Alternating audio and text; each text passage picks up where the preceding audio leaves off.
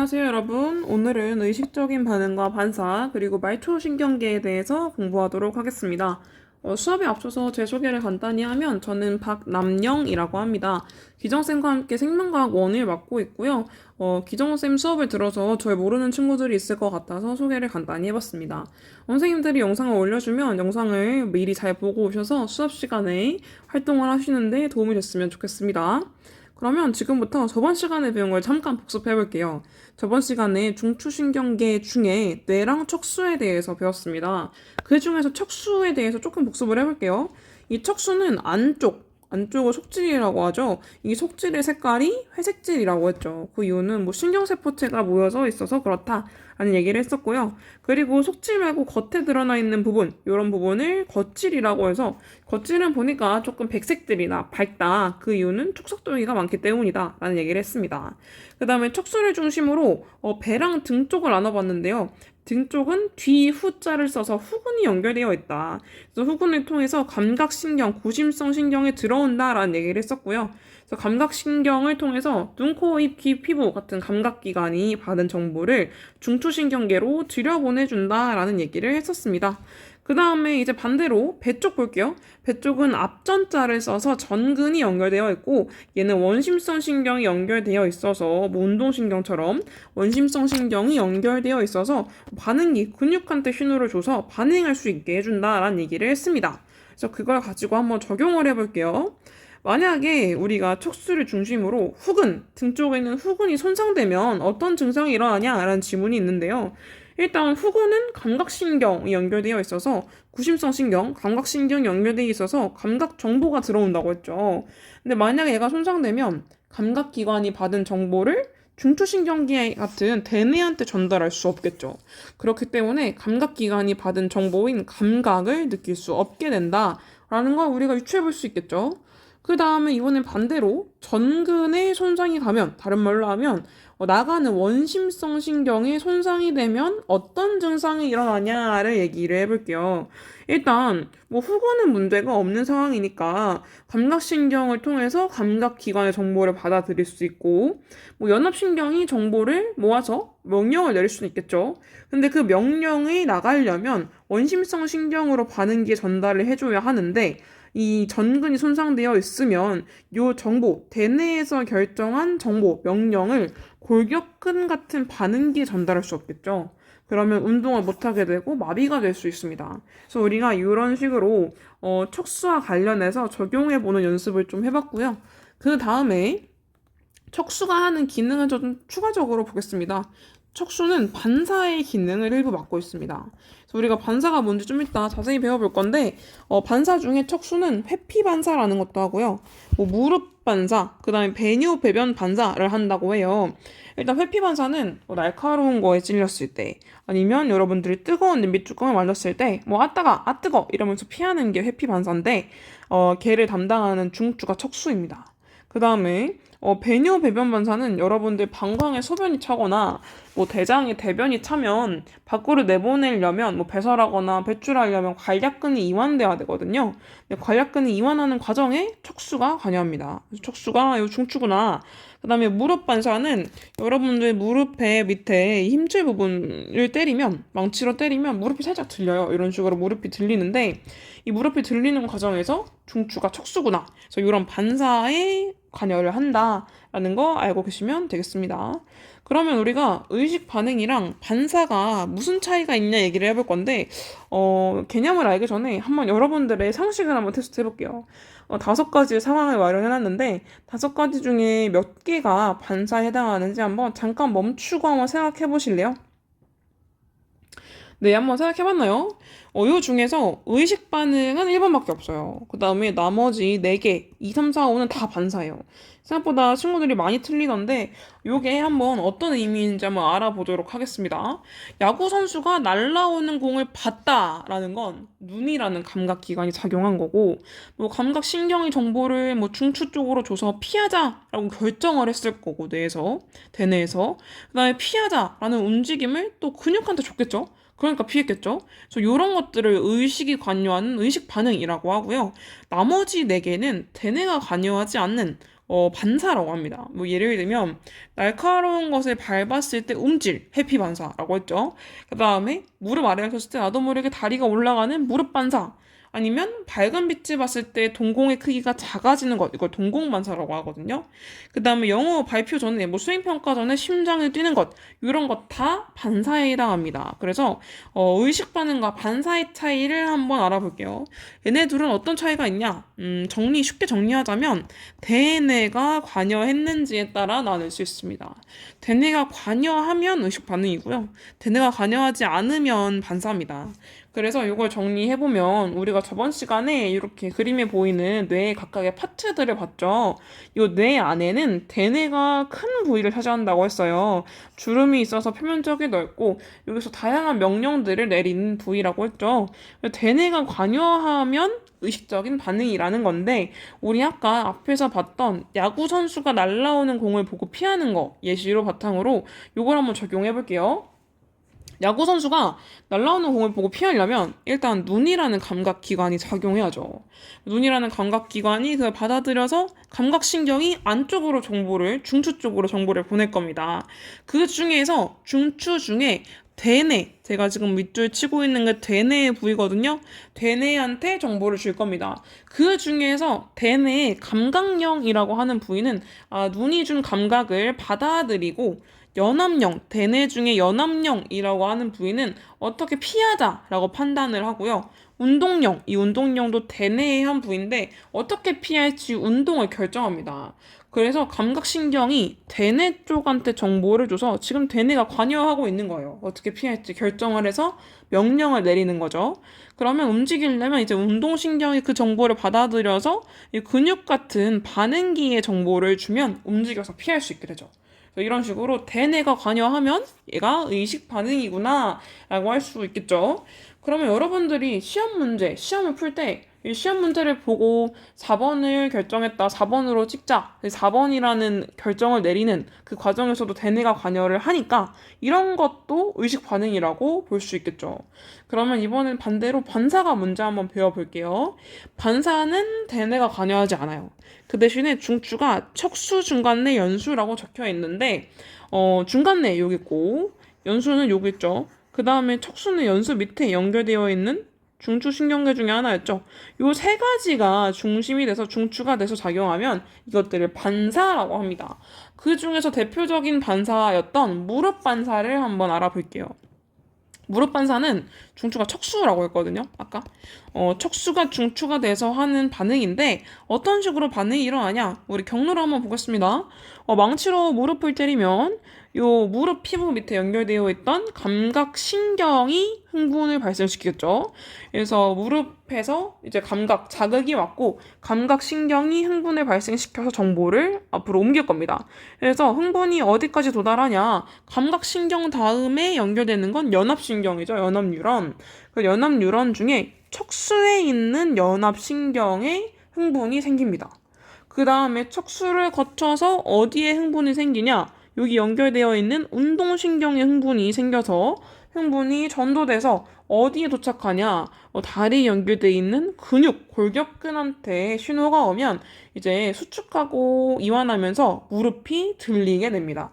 그래서 이런 식으로 무릎 반사의 경로는 감각신경 다음에 척수에 있는 연합신경, 그 다음 운동신경, 그래서 다리에 있는 골격근까지 경로가 이어지는 걸 볼 수 있어요. 그래서 정리하면 이런 무릎 반사에서는 대뇌가 관여하지 않았다.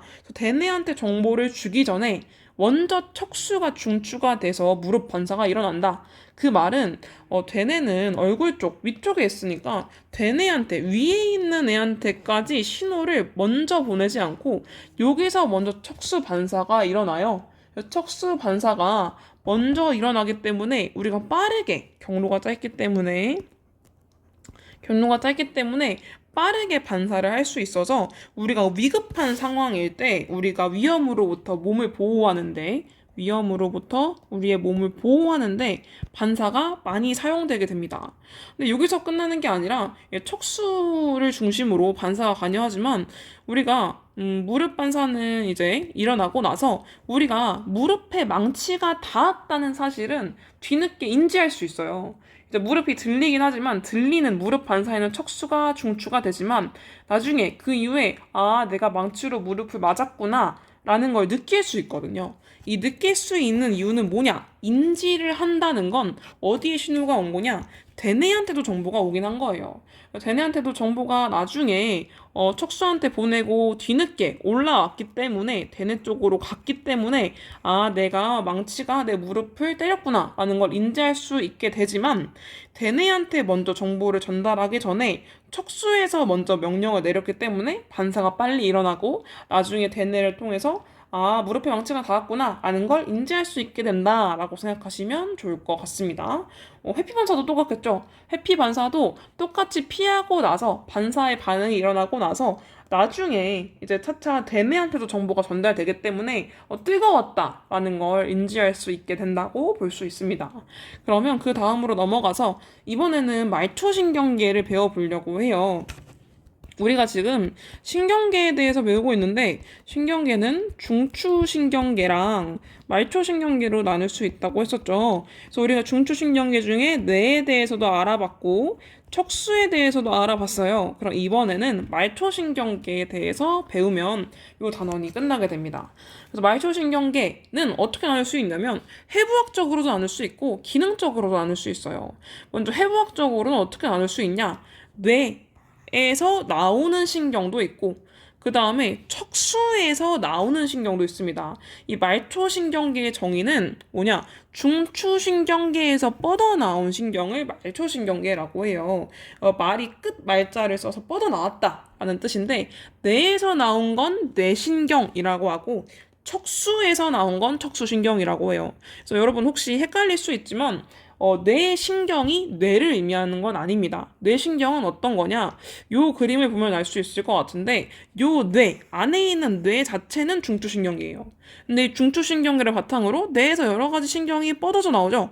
요 뻗어져 나오는 신경을 뇌신경이라고 하고 얘는 말초신경계예요. 뻗어져 나왔으니까. 그 다음에 여기 옆에 있는 거 보면 여기 중간에 있는 뇌 밑에 있는 요 척수는 중추신경계죠. 척수를 중심으로 많은 신경들이 뻗어져 나오는 거 보이시죠?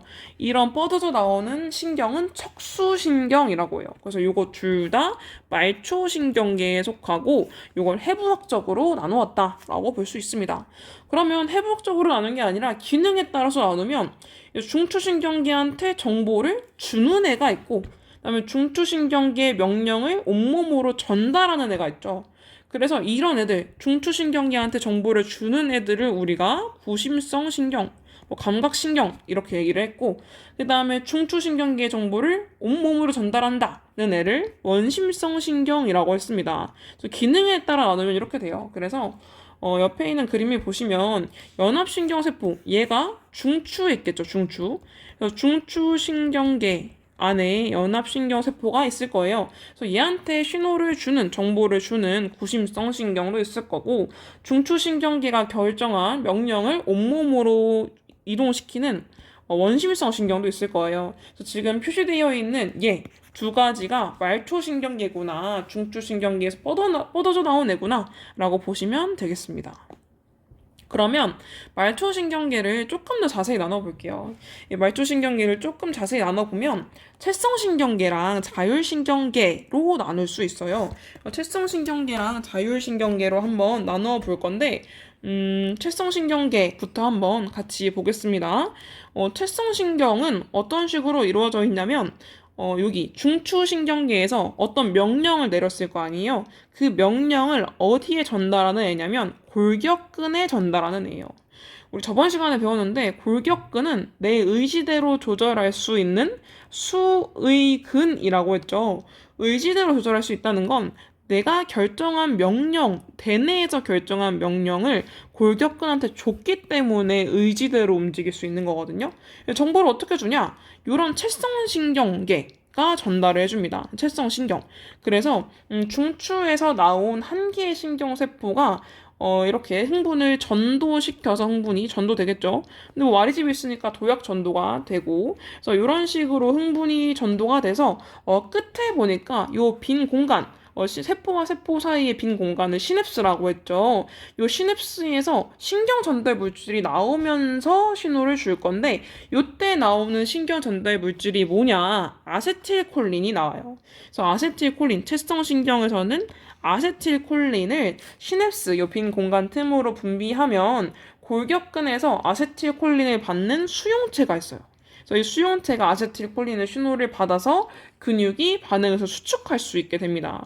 그래서 정리를 하면 말초신경계 중에 채성신경이라고 한다는 것은 골격근한테 신호를 주는 것이고 중추에서 한 개의 신경세포가 바로 신호를 주는구나. 근데 이때 나오는 신경 전달 물질은 아세틸콜린이구나 라고 이해하시면 좋겠습니다.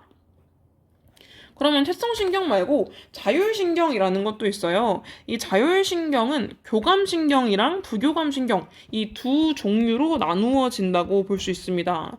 일단 얘네들을 보면 공통점이 있어요. 교감신경이랑 부교감신경 둘 다 아까 채성신경은 한 개의 신경세포가 바로 정보를 전달해 줬거든요.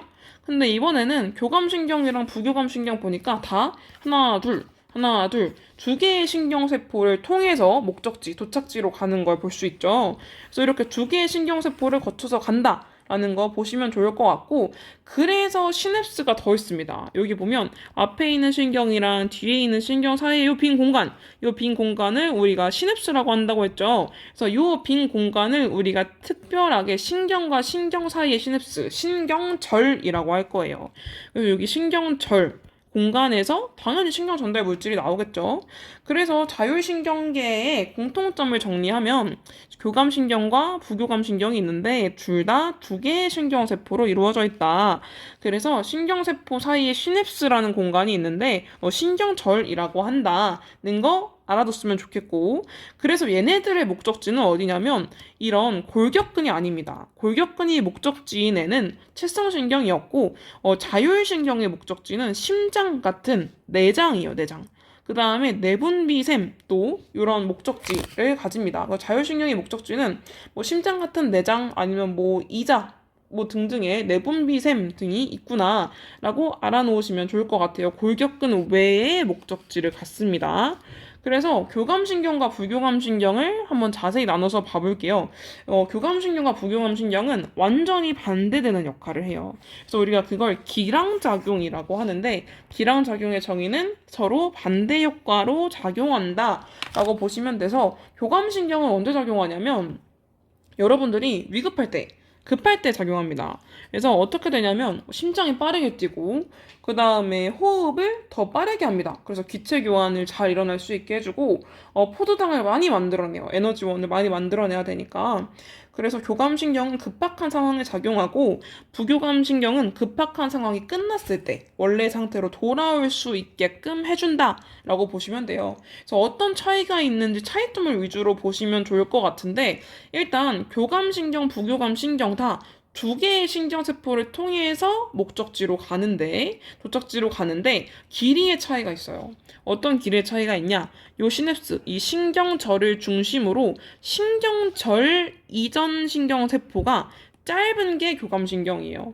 그 다음에 신경절 이후 신경세포가 긴 게, 그러니까 앞에 있는 게 짧고 뒤에 있는 게 긴 게 교감신경이고, 반대로 신경절을 중심으로 앞에 있는 신경세포가 길고 뒤에 있는 신경세포가 짧은 게 부교감신경이다 라고 길이 차이를 보시면 좋겠고, 그 다음에 신경 전달 물질에도 차이가 있겠죠.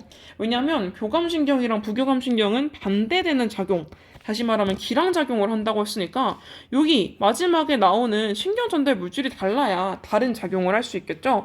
그래서 어떤 물질을 분비하나를 한번 봅시다. 여기 보니까 교감신경의 신경절에서는 아세틸콜린이 나와요. 근데 여기 마지막 신경절 이후 신경세포에서는 끝에는 노르에피네프린이라고 하는 신경 전달 물질을 분비합니다. 그래서 노르에피네프린이 이제 작용기, 요런 심장 같은 효과기로 가면 심장이 빨리 뛰게 되는 겁니다. 그 다음에 신경 전달 물질 중에 부교감신경의 신경절에서는 아세틸콜린이 나와요. 마찬가지로. 근데 부교감신경은 신경절 이후 신경세포에 여기에서도 아세틸콜린이 나온다. 둘 다 아세틸콜린이 나온다라고 기억해 두시면 좋을 것 같습니다. 그래서 정리하실 때 말초신경계는 잠시만요. 잠깐 쉬는 시간 종이 쳐서 중단했다가 다시 진행합니다. 말초신경계를 정리하면 새성신경계와 자율신경계가 있는데 새성신경계는 한 개의 신경세포가 한 개의 뉴런이 한 번에 정보를 전달하고 정보를 이동시키고 그리고 아세틸콜린이 신경 전달 물질로 나온다. 그리고 반응기는 골격근이다 라고 얘기를 했었고요. 그 다음에 자율신경계에는 교감신경계와 부교감신경이 있는데 둘 다 두 개의 뉴런을 통해서 반응기로 이동한다 라는 얘기를 했었고, 그리고 이제 신경세포의 길이를 보면 신경절 이전 세포가 짧고 이후 세포가 긴 게 교감신경, 그 다음에 이전 세포가 길고 이후 세포가 짧은 게 부교감신경이다 라는 얘기를 했습니다. 그 다음에 분비되는 신경 전달 물질을 보면 나머지는 다 아세틸콜린이 분비되지만, 특히 신경절은 둘 다 아세틸콜린이 분비되지만 교감신경의 신경절 이후 신경세포 말단에서는 노르에피네프린이 나온다. 그래서 골격근 이외에 뭐 내장이나 내분비샘을 반응기로 하는 애들이 자율신경이다. 근데 교감신경과 부교감신경은 서로 반대되는 기량작용을 한다라는 얘기까지 했습니다.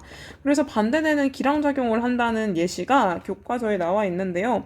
여기 보시면 중추신경계인 뇌와 중추신경계인 척수가 중간에 있고요. 요걸 중심으로 뻗어나가는 신경들이 있어요. 그래서 뇌에서 뻗어나가는 뇌신경들이 있고 척수에서 뻗어나가는 척수신경들이 보이죠. 그래서 이렇게 중추에서 뻗어나가는 걸 말초신경이라고 하고, 그 중에서 교감신경 보면 교감신경은 중추에서 뻗어나오는 신경절 이전 뉴런이 이렇게 짧고 뒤에 있는 신경절 이후 뉴런이 보통 긴 상태를 보이죠. 그래서 긴 상태 이런 신경절을 기준으로 이전 뉴런, 이후 뉴런 길이도 한번 비교해 보시면 좋을 것 같고요. 그 다음에 부교감신경은 신경절 이전 뉴런은 길지만 이후 뉴런은 조금 짧은 교감과 반대 길이를 보입니다. 그리고 그래서 상황에 따라서 어떤 변화가 일어나냐? 교감신경은 신경절 이후 뉴런의 말단에서 신경 전달 물질로 뭐가 분비된다고 했었죠? 노르에피네프린이 분비된다고 했는데, 노르에피네프린이 분비되면 동공이 확대돼서 더 많은 빛을 받을 수 있고, 그 다음에 침 분비가 억제돼서 입이 바짝바짝 마르는 경험 해보신 적 있을 거예요. 그 다음에 기관지가 이완돼서 기체 교환이 더 잘 일어나요. 그래서 산소도 더 많이 받고 이산화탄소 노폐물을 밖으로 빨리 배출할 수 있게 되고요. 그 다음에 심장 박동이 촉진되고 소화가 억제되고요. 그 다음에 글리코젠을 많이 분해시켜서 우리 몸의 에너지원이 되는 포도당을 많이 만들어냅니다. 그 다음에 소장의 활동을 마찬가지로 억제시켜서 이때는 소화가 억제되기도 하고요. 방광이 커져서 이때는 소변을 밖으로 배설하지 않게 되는 과정이 일어납니다. 그래서 교감신경은 언제 일어나냐? 우리 몸이 급박한 상황일 때 많이 일어난다고 보시면 되고요. 반대로 급박한 상황이 끝났을 때 원래대로 우리를 안정시키는 애들이 부교감신경이라고 보시면 돼요. 그래서 얘는 뭐 신경절이나 신경절 이후 뉴런의 말단에서 둘 다 아세틸콜린이라는 신경 전달 물질이 나온다고 했었고, 그래서 아세틸콜린이 이런 식으로 끝에서 분비가 되면 어떤 변화가 일어나냐? 동공이 다시 축소되고 침이 많이 나오고 기관지가 원래대로 수축하고 심장박동이 조금 억제되고 소화가 촉진되면서 동시에 소장 활동도 촉진됩니다. 그 다음에 포도당을 많이 흡수해서 그걸 저장하기 위해서 글리코젠을 합성해 놓고 방광이 수축해서 소변을 배설할 수 있는 작용들이 일어납니다. 그래서 이렇게 반대되는 작용을 우리가 길항작용이라고 했죠. 그래서 이렇게 정리를 해 놓으시면 좋을 것 같습니다. 오늘 여기까지 하겠습니다. 고생했습니다.